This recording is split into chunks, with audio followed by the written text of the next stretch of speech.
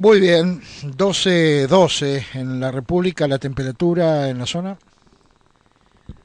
A esta hora 14 grados, la temperatura 94% el nivel de humedad.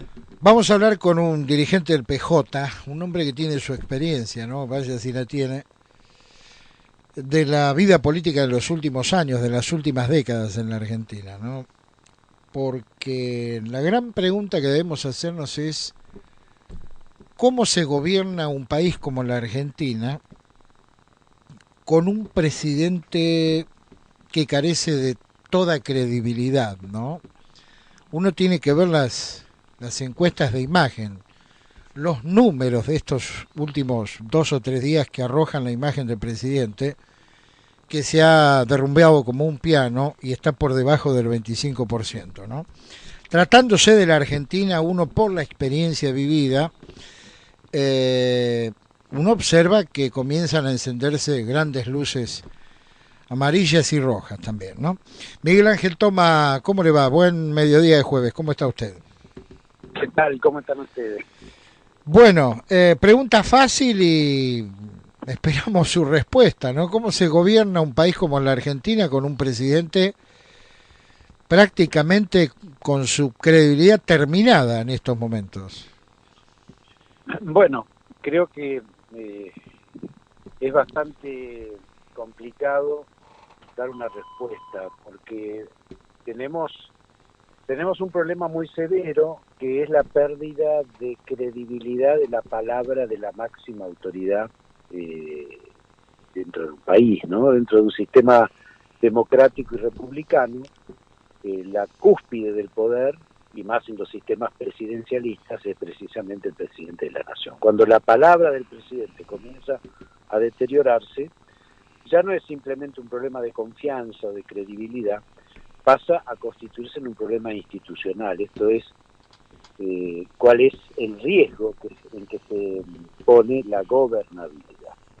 De manera que me parece que desde este punto de vista cabe fundamentalmente el equilibrio, y la oposición desde este punto de vista tiene que tener la suficiente madurez como para diferenciarse, criticar, pero el límite es garantizar la gobernabilidad. Uh-huh.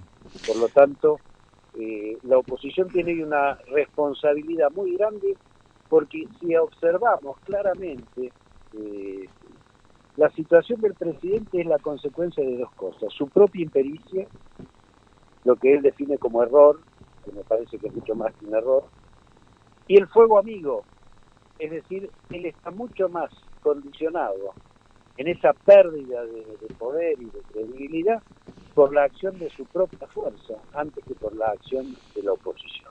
De Bien. manera que esto obliga a una reflexión en conjunto de todos los actores de la vida política argentina. Indudablemente los periodos de gobierno están para cumplirse, ¿no? Y de esto hemos Sin duda. tenido malas experiencias en la Argentina, pero tampoco utilizando un lenguaje políticamente correcto, vale la pena preguntarse y en voz alta, le quedan 2 años y un poquitito más al presidente de mandato, ¿no? ¿Se la banca, como dicen en la calle? Bueno, esa pregunta es muy difícil contestarla desde afuera de la investidura presidencial, ¿no? Yo sinceramente confío y espero que efectivamente se cumpla el mandato constitucional, que no tengamos de nuevo una crisis como ya la tuvimos en el año 2001. Que tuvimos que hacernos cargo en aquel momento de la crisis por la renuncia de Fernando de la Rúa. Sabemos los costos que eso implica, la responsabilidad, el esfuerzo que hay que poner para superar ese tipo de situaciones. De manera que creo que nadie en la Argentina tiene la voluntad de que se repita una situación de esa naturaleza. Y esto que digo, quiero particularmente hacérselo llegar a la propia fuerza del presidente de la Nación. Ellos tienen una enorme responsabilidad en sostener la gobernabilidad y en tener una actitud equilibrada frente a una situación compleja como la que estamos viviendo. Yo creo que desde ese punto de vista la oposición ha tenido muchísimo más equilibrio responsabilidad que la fuerza propia del presidente. Se discute desde hace días el juicio político sí o no, más allá de que no haya lugar porque no hay número para esto, dentro del principal espacio de la oposición, ¿no? ¿Cuál es su mirada al respecto? Bueno, que cuando uno sabe que no puede llevar adelante un proyecto, insistir con él me parece que es de alguna manera tratar de impulsar algo que no va a salir. Yo creo que hay una muy buena oportunidad en pocos días más, esto es a través de una elección, en marcar el rechazo a este tipo de conductas. Yo no veo viable, no veo factible que un juicio político realmente tenga posibilidad de lograr éxito, esto es de apartar al presidente, cosa que además me parecería que no es conveniente en función de lo que acabo de señalar, ¿no? Bien. Yo soy de los que opina que los mandatos constitucionales deben cumplirse. Esto hace a evitar situaciones de crisis que ya las hemos vivido. Lo llevo a la interna de la oposición en provincia de Buenos Aires, que se va a disputar el próximo 12 de septiembre en las primarias, ¿no? Sí. ¿Santini o Manes?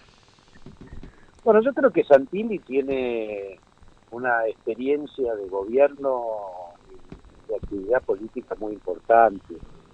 Es un hombre que milita desde muy joven, tiene toda la energía de ser un hombre con experiencia y joven al mismo tiempo, de manera que desde mi punto de vista no hay ninguna duda que la mejor opción es el triunfo de la línea de Santilli. De todos modos, convengamos que toda paso es una instancia simplemente táctica, que para lo único que sirve es para ordenar la estructura de una lista, porque la verdadera confrontación va a ser en noviembre cuando sea la elección general.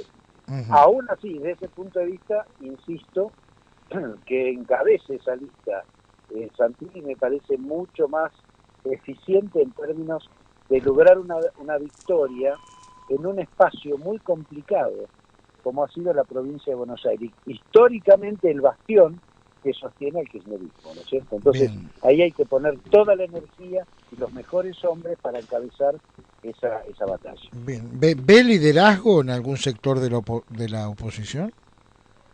¿O todo está por verse? Yo creo que estamos en una instancia de prefiguración de los liderazgos de cara al 2023, ¿no? Desde ese punto de vista, me parece que todos los espacios que constituyen el frente opositor están generando figuras que plantean su vocación de liderazgo, ¿no? En el radicalismo hay dirigentes como Morales, como Cornejo, como Sanz, como Lustó. Desde el lado del PRO, bueno, hay figuras como la de Horacio Rodríguez Larreta, sin duda la de Mauricio Macri. A nadie se lo puede jubilar por anticipado en política, y mucho menos cuando fue un presidente de la nación.